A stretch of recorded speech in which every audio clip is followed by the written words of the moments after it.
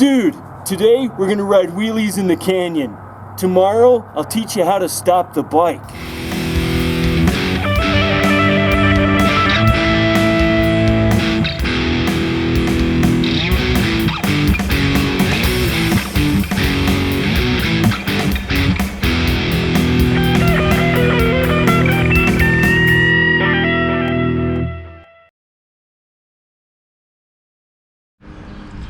Today, on Riding with Marshall, we're gonna go bug collecting on my daughter's Ninja.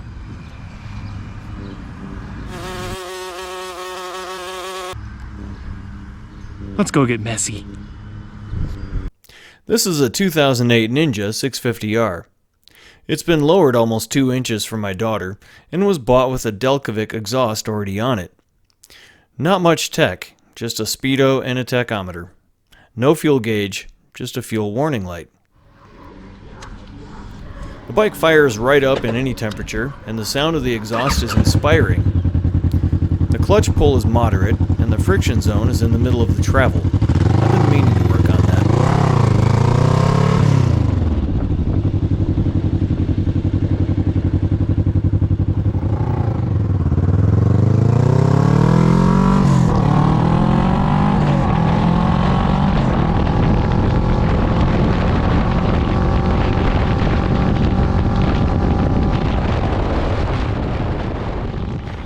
The engine pull is controlled, predictable, and what you should expect from a 650cc. The difference, though, is that Ninjas are made to be wound up, way past the RPMs of most V-twins.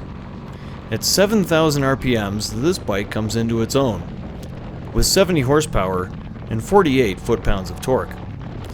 It is also a very light machine at 432 pounds, or 2 metric tons with this old man riding it.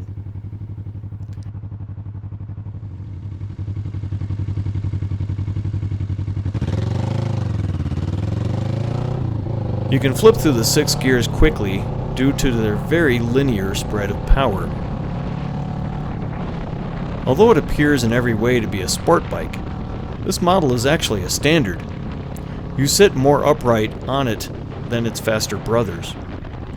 It is actually a great bike to learn on because you can find them for cheaper than any new 350cc, and you won't quickly grow out of it. It is very easy to control, and in some cases, easier to control than the bikes that some riding schools use. Let's kick the tires and light the fires, and I'll do my best to show you what it feels like as we go bug collecting.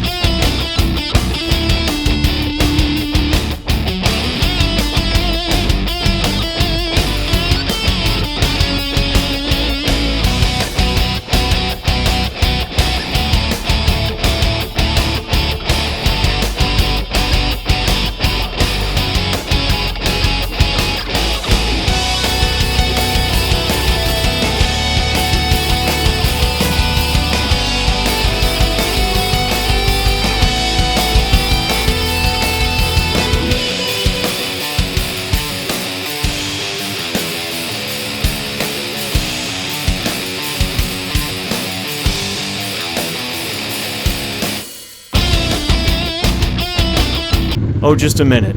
Have to stop for gas. It takes 4 gallons of premium and gets about 49 miles to the gallon. I usually fill it up at around 160 miles. A fuel gauge would have been nice. Now where were we? Oh yeah, we're having fun.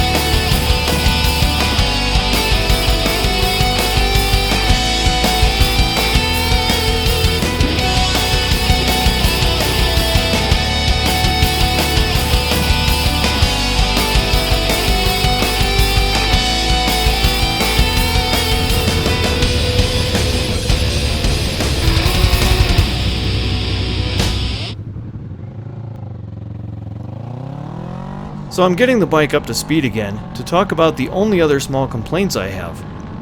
The speedometer, like many bikes, is optimistic by probably 7%. When you think you've reached 116 miles per hour, it's probably only 107. I know that concerns many of you. The other thing that bugs me is that the rear brake doesn't have as much bite as I would like, but it was checked, and it's just the nature of the beast.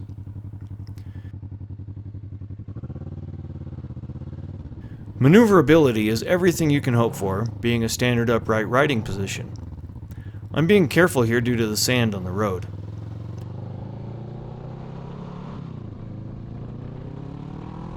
The comfort level to me is the same as any standard upright that doesn't include highway pegs, a backrest, or heated implements.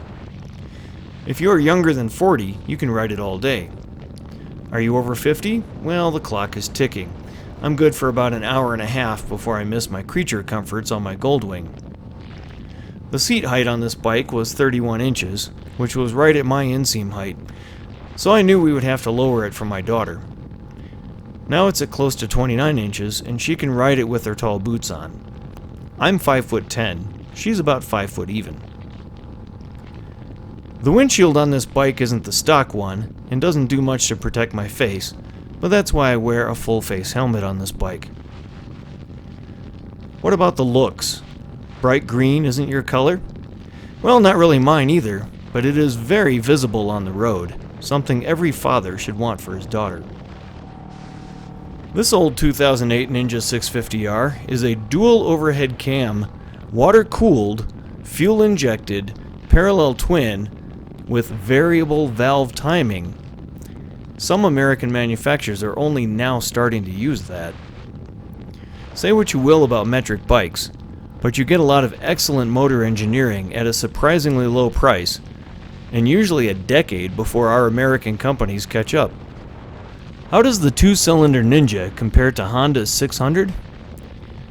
Well, the Honda feels more refined, having 4 cylinders. The Ninja takes off faster though, and feels a little more alive from the minimal vibration the engine gives off. The Ninja 650 was first produced in 2006, but did you know they are still making them, and that they still cost less than $10,000 to own one? Now we went out to collect some bugs. How did we do?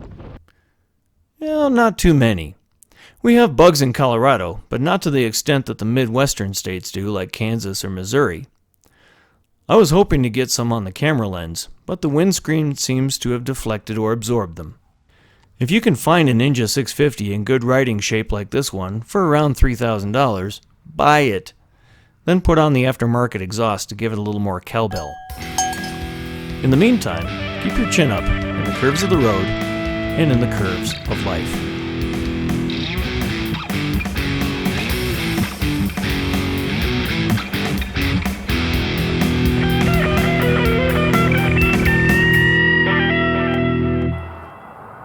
Dude, today I'm going to teach you how to ride a wheelie.